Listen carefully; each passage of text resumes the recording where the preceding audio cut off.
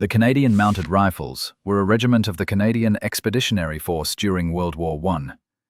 Initially formed as mounted infantry, many units were later dismounted and served as infantry battalions on the Western Front. The 4 CMR designation specifically refers to the 4th Battalion of this regiment.